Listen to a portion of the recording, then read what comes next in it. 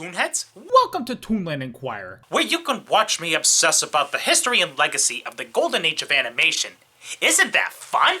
Nee. You know, animation is about to enter a very interesting era, if not already. Within the next 20 years alone, we're going to be celebrating the 100th anniversary of various cartoon studios during the Golden Age. Yes, folks, you heard correctly. All those cartoon characters in this shot are about to become centenarians. A landmark that Felix the Cat already obtained last year, as a matter of fact. And soon to follow with Mickey Mouse's 100th in 2028, Popeye's in 2033, at least in animation, as well as Porky Pig and Daffy Duck in 2035 and 2037 respectively. Now, speaking of the latter two, why not kick off a series celebrating the golden age of animation's history and legacy with...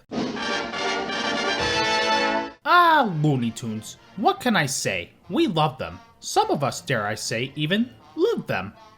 There's no mincing words. They're American pop culture icons, entertaining audiences all over the airwaves in the latter half of the 20th century, even long after the Termite Terrace days. It even got to the point that Warner Bros. Resurrected its animation division in 1980 thanks to the success of various Looney Tunes TV specials and, of course, the Bugs Bunny Roadrunner movie, which of course led to the advent of compilation films over the next decade up to Daffy Duck's Quackbusters, with of course their influence rubbing off onto the Silver Age shows during the 90s, some more directly than others.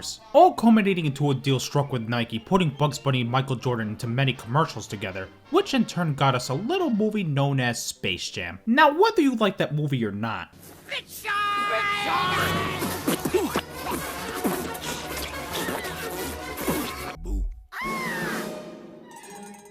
I wet myself. there's no denying the box office success that this movie was. But something strange happened after this movie's release in 1996. The Looney Tunes began losing relevance, and their shorts gradually began disappearing from television. What happened? Did Space Jam have anything to do with this, or was this just a coincidence? To get a full idea on how bleak the future of the Looney Tunes became from there, let's rewind a bit back to the days when cable TV began springing up. Saturday morning cartoons were still booming, but no HBO Max, Boomerang app, or massive home video collections to get your hands on. Before 1996, when Space Jam was released, the Looney Tunes shorts have been split under different ownerships over time. One group of these shorts were the pre-August 1948 color shorts and the black and white harmonizing Merry Melodies, except for the very first Merry Melody, Lady Player Mandolin for reasons unknown, accompanied by the name of Associated Artists Productions, or AAP for short. Hence this banner you've likely seen at one point or another during broadcast, bought the rights to the aforementioned group of shorts in the mid-50s, also acquiring the Popeye cartoons from Paramount at the same time. AAP went bankrupt just a few years later, leading to United Artists purchasing its library in 1958, only for United Artists to merge with MGM in the early 80s. And then, of course, the Turner purchase of MGM UA in early 1986, which was horribly botched as you can imagine from the resulting debt of this purchase, ending with the former having to resell the latter later that same year. But hey, Turner still got to keep the pre-mid-May 1986 MGM library, along with the United Artists' own Looney Tunes and Popeye shorts. And to think Turner tried taking over CBS shortly before this. Anyway, the second group of cartoons are the black and white Looney Tunes shorts and the black and white Merry Melodies after harmonizing left, which were sold to Sunset Productions in the 50s as well, only for them to end up under Warner Bros. Again not too long after due to Seven Arts purchasing Sunset's parent company, Guild Films. As for all the other shorts not in any of those aforementioned groups, they never went anywhere, and are the ones most people have always been most familiar with, as not only the Looney Tunes' most signature shorts fall into this category, but were also given constant exposure over 3 to 4 decades over different packages on various alphabet channels, from the Bugs Bunny show to the Roadrunner show to the Merry Melody show to the Bugs Bunny Roadrunner show to the Bugs Bunny and Tweety show and more. Try saying that 10 times fast. Even beyond the main alphabet channels, it eventually got to the point that Nickelodeon, yes, the same Nickelodeon behind This and This, started airing the Looney Tunes as well, at least the same shorts that Warner Bros. Had been allowing networks to air at that point. Most notably, the black and white Porky shorts and the well-known shorts from 1948 onwards, all airing on the network between 1988 and 1999. Yeah, the Bosco Buddy and post-harmonizing black and white Merry Melodies aired here early on as well, but combined with the onset of the Nicktoons, along with the fact that the Porky and later color shorts were far more recognizably popular, it's no mystery why they were dropped from the schedule early on. Fun fact, the Looney Tunes were taken off Nickelodeon in September of 1999, while SpongeBob, as many of you know, premiered in May of 1999. Which means there was a 4-month period where both shows made a part of Nick's schedule at the same time. Isn't that insane? Don't believe me? And to think that Looney Tunes and Nickelodeon predated Cartoon Network by 4 years, which Turner created in 1992 as Hanna-Barbera's recycling bin, as well as a place to air all their theatrically owned shorts, Lock, Stock, and Barrel. Well, then again, they had TNT for that, but point being... These shorts were scattered all over the airwaves. Until the Time Warner-Turner merger in 1996, or rather 3 years after. Kinda similar to how the Fox shows will still be airing on Adult Swim until 2022 or 2023 in light of Disney's purchase of the studio. Now this merger is what I would call a curse in disguise. I know it's actually blessing in disguise, but you'll find out why I say it like that. The good news of Turner Time Warner's merger is that the whole Looney Tunes library moved under Warner Brothers ownership again. So now they can release Looney Tunes VHS compilations with both the Bugs Bunny vs. Cecil shorts as well as the Hunting trilogy. And of course this was also further exploited with the Looney Tunes Golden Collection DVD sets later on. Granted, due to Turner again having the whole pre-mid-May 1986 MGM library, that also meant Warner Brothers taking the studio's core history as well, along with the Hanna-Barbera cartoons, but hey, it got us this shot. Consequently, this merger allowed Cartoon Network to air all of the Looney Tunes library within the packages they had at the time, such as the Acme Hour and the Bugs and Daffy show. It sounds great, but with a big catch. They could no longer air these shorts outside Cartoon Network or Boomerang. And combined with Disney's purchase of ABC in 1996 as well, all of those broadcast package shows mentioned prior were effectively dead, or if not right away, by 1999 at the absolute latest. And anyone who grew up with Cartoon Network like myself knows that they have simultaneously been undergoing a transformation from being the Hanna-Barbera recycling bin to one that produces contemporary cartoons, specifically the cartoons. As more new cartoons get created and schedules need to be altered accordingly, the older shows are usually first to go, and that's unfortunately what gradually happened to the Looney Tunes, even to the point where they completely disappeared from the airwaves in the late 2000s. Sure, the home video market was still releasing shorts, but for audiences to continue getting the same exposure to the Looney Tunes shorts as prior, they'd have to go out of their way to spend extra money for these VHS and DVD sets, especially the $60 Golden Collection sets. Because the shorts weren't readily available on TV like before, the Looney Tunes started to lose relevance. Yeah, it sounds stupid, but the reality is, despite how popular the Looney Tunes have been, it's hard to expect the average viewer to jump out of their seats and spend at least an extra dozens of dollars to continue having the same amount of Looney Tunes exposure in the household. So by now you're probably waiting for me to get to the main question of this episode.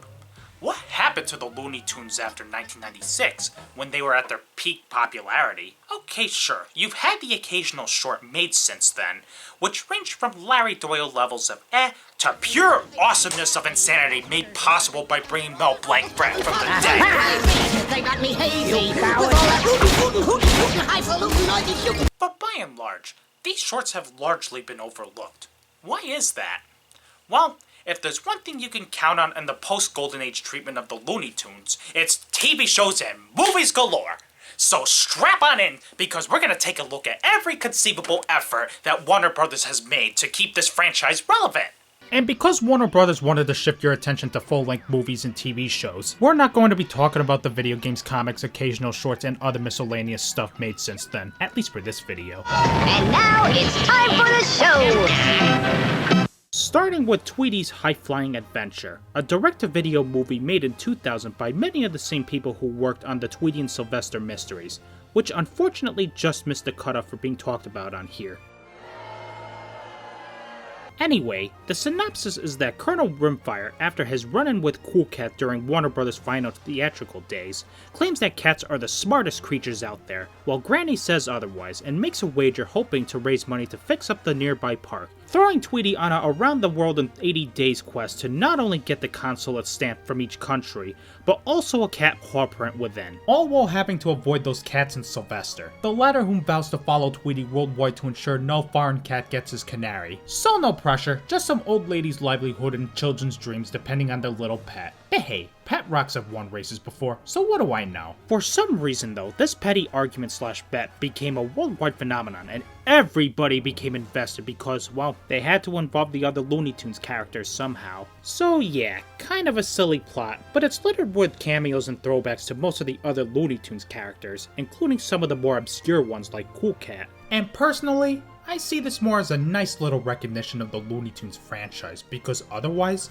there really isn't much to get out of this movie. I'll give it credit though, this movie is visually quite interesting, especially as this movie's plot revolves around the world, literally, and I don't use that term loosely by the way. In this context, that means we get unique sketch UPA style takes on various locations, from Africa to Venice, Italy, to Mexico, to San Francisco, to New York. But in the end, that's really the main draw with this plot, because beyond that, this really is the type of movie that has been done countless times before, but with the Looney Tunes this time. Oh, and I forgot to mention, along the way, Tweety teams up with another character named Auga, or as she pronounces it. And they finish off the adventure together. On an additional note, the canon of this movie tells me that Granny, Tweety, Foghorn, Prissy, and Henry Hawk are all British, so the fact that they kept their usual accents just makes it funny. As you can tell, I'm having a hard time squeezing out more to say about this movie. It's not a bad movie at all, it's just nothing phenomenal. So a slow but not bad start to this marathon. But wait till you see what we're up against next. Prepare yourself for the most vile, disgusting, and reprehensible take you have ever seen on the— Hey there everybody, it's a loonyful day.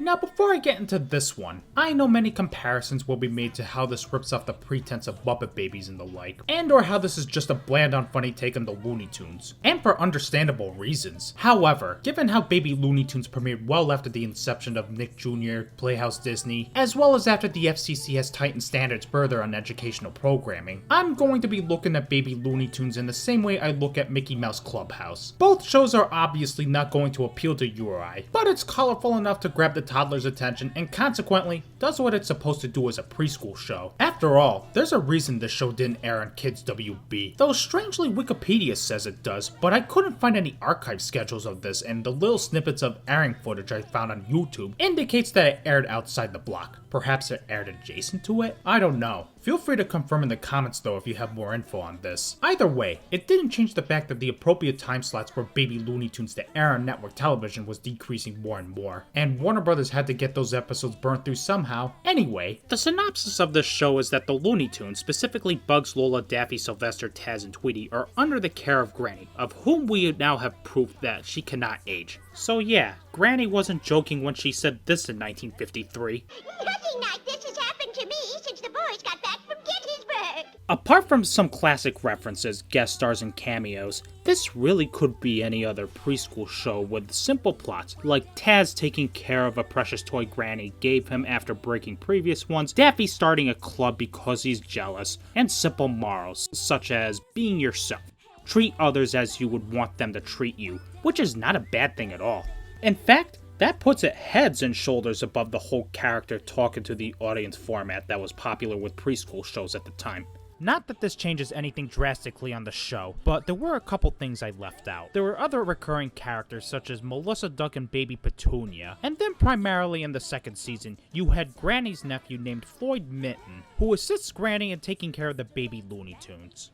Makes sense to stay in the bloodline for this job though, since Granny would need someone to not age like herself.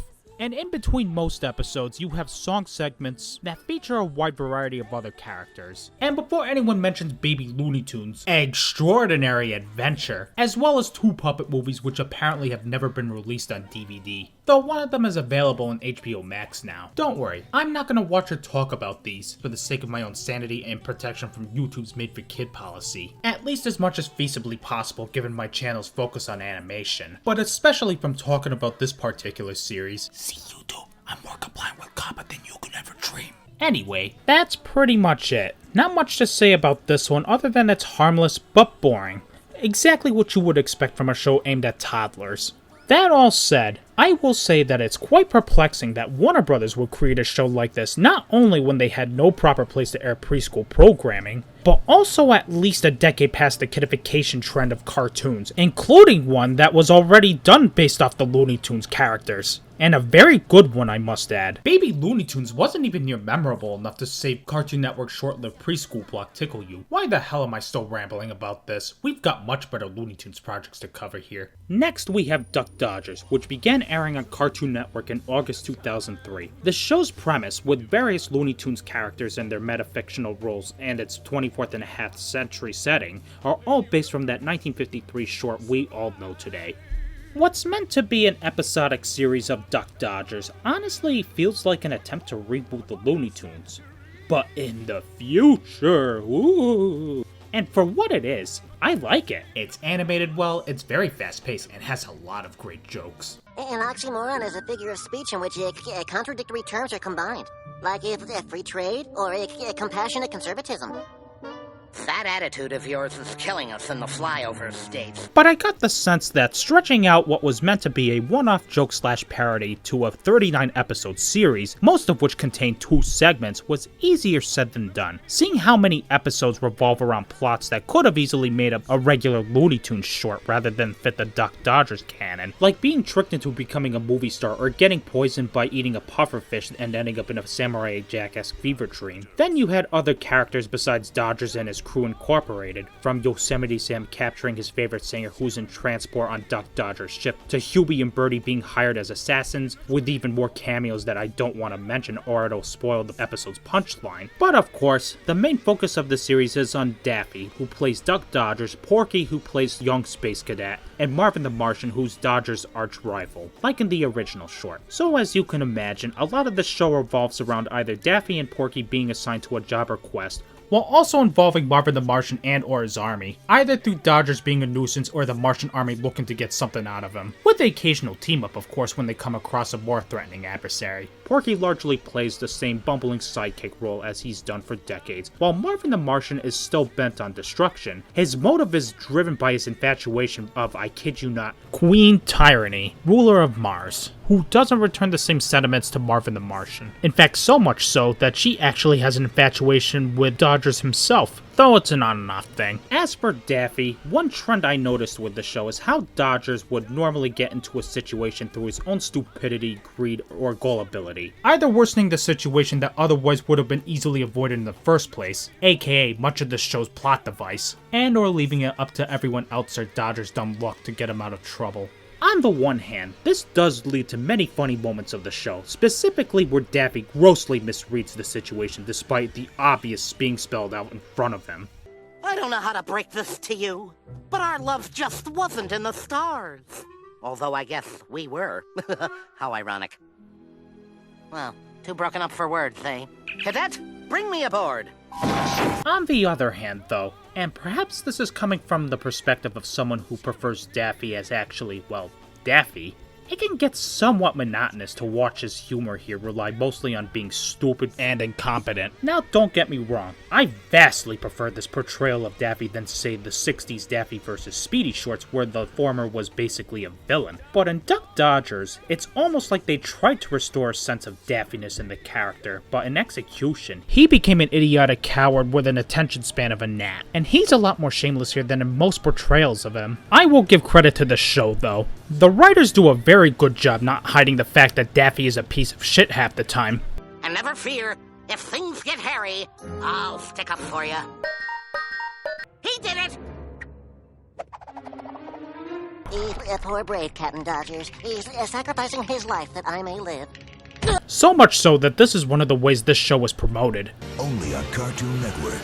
If he's our future, we're history. Better to be honest about it than try and force feed the audience any reason to be sympathetic of their otherwise shitty characters, particularly from certain shows that refuse to die. In the end, the best way to sum up my opinion on Daffy is that his extra jackassery in this show can be funny, but at worst, it can get predictably redundant. Otherwise, it's a solid show, even if you want to strangle Daffy half the time. And even if this didn't have much reason to just be a Looney Tunes reboot, then well, Looney Tunes! In space!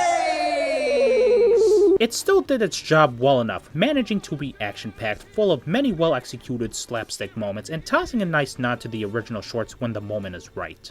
Now, before I go on to the next major related production, I've got to talk about the Webtoons. I know I mentioned I wasn't going to cover the occasional shorts made after 1996, but there were so many of these Webtoons that I had to just talk about them as a whole package. True, the existence of these shorts, given they were just Webtoons, were pretty much unknown by everyone, and still are today. And true, the animation, given this is early to mid-2000s Flash we're talking about, is highly dated. But despite all that, these shorts managed to capture the spirit of the Looney Tunes quite well. Enough that somehow I had these 2 DVD sets growing up, containing a huge bunch of these Webtoons. Having watched a bunch of these shorts again recently, there's nothing more I could say than that's Looney Tunes, gag-driven and straight to the point. That being said, there are a few differences from the Golden Age shorts, besides the animation obviously. The shorts typically run for only 2 to 4 minutes, and while many of the shorts were just one-offs, others were part of a series of sorts, notably The Mysterious Phenomenon of the Unexplained and Toon Marooned, which is a parody of Survivor. The show also features pairings that haven't been done in shorts prior, such as Bugs and Sylvester, where the latter tries to get his son onto the top bunk much to Bugs' dismay, Porky going to Taz for tech support. Hell, there was even a short where Porky and Daffy played the role of cartoon scene investigators to see how Wile E. Coyote got injured. Now speaking of Daffy, not unlike Duck Dodgers, they attempted to re-inject the Daffiness back into the character, but they did it so much better in these shorts. For the most part, he's not going like he used to, and Bugs and Daffy do have their occasional old-fashioned run-in against each other, but his role in these shorts are much more aligned with a wacky prankster than somebody whose only joke is being inferior to others, which is a huge step in the right direction for Daffy. To this day, the only short to feature Bugs and Daffy outwitting their adversary together without throwing each other under the bus was featured among these Webtoons, so that says quite a lot. That said, it's not all perfect. Sometimes the gags can get into that territory. The animation may also be hard to watch for some given how and or when it was made, as well as the audio quality associated with Flash, particularly in the very early shorts, since the later shorts managed to get much better in that area. Let's see, how do you turn this thing on? Aha! That's right, Doc. A dear friend is leaving us.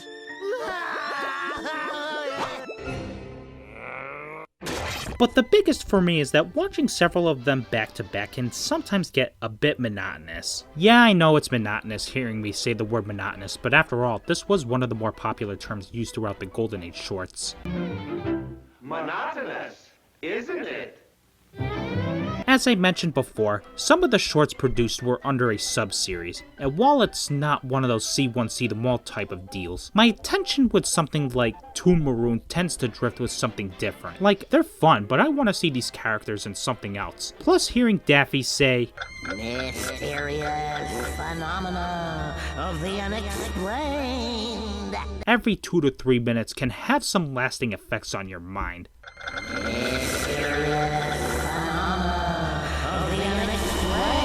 Still, you know what? If that's the worst crime of these shorts, it's a solid indicator that they ain't half bad. With that said, let's finally move on to Looney Tunes Back in Action, the second theatrically released Looney Tunes movie that wasn't a compilation of shorts, released on November 14, 2003. Naturally, after Space Jam's box office success, Warner Brothers wanted them to do a sequel, but it was cancelled shortly after pre-production started, or at least until recently. But anyway, with Space Jam 2 cancelled at the time, other ideas for sequels kept arising, including Spy Jam with Jackie Chan, Race Jam starring NASCAR fame Jeff Gordon, Skate Jam with Tony Hawk, a golf-centric movie with Tiger Woods which didn't even have a title but presumably would have been called Golf Jam. But all of these ideas were tossed. Enter director Joe Dante, who essentially said fuck that to creating another jam out of the Looney Tunes, instead going for a plot as follows. Or rather what it ended up being. More on that later. Daffy is fed up being the butt of all gags, but gets fired from the studio by Vice President of Comedy Kate, eventually along with DJ Drake, a security guard who caused mayhem at Warner Brothers when trying to escort Daffy out, and getting fired as well. DJ Drake finds out his dad was captured by some henchmen led by Steve Martin's Mr. Chairman, who was trying to get his hands on the blue monkey to turn everyone but himself and his woman into monkeys for slave labor. Simultaneously, Kate is demanded by the Warner Brothers themselves to bring Daffy back as the cartoons are not the same without him. Bugs tags along, reunite with Drake and Daffy to bring down Mr. Chairman. But wait! This whole thing turned out to be a setup to help Daffy get a starring role, and now he's equal partners with Bugs. Yeah, as you can tell, especially for a Looney Tunes movie, the story can get a bit scattered, and it does result in a confusing ending that makes you question what point of this movie was actually a movie within a movie. or if it was like this before the title screen even came up. Brendan Fraser punched himself. In all seriousness, it's best not to take this movie too seriously. This is still good campy fun. Bugs and Daffy work very well with and or off each other throughout the film. There are many great throwbacks and moments of slapstick, especially that scene with the paintings. Hello?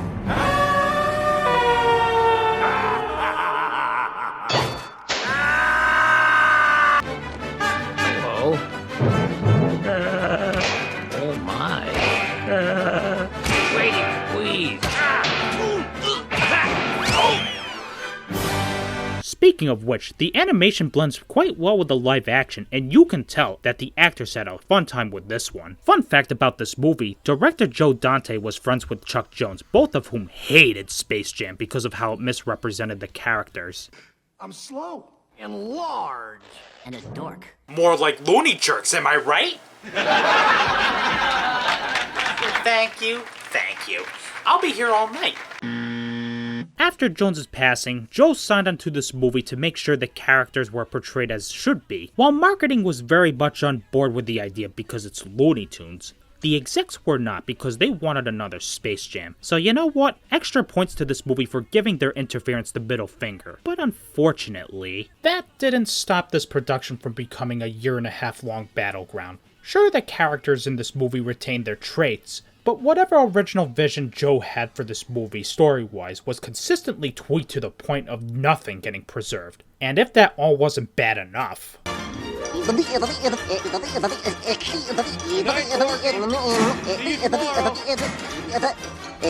Go home, folks.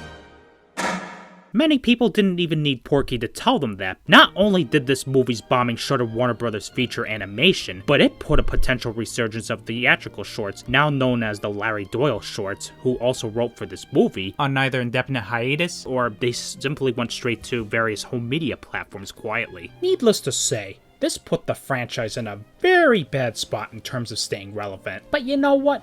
At least they ended on a decent note.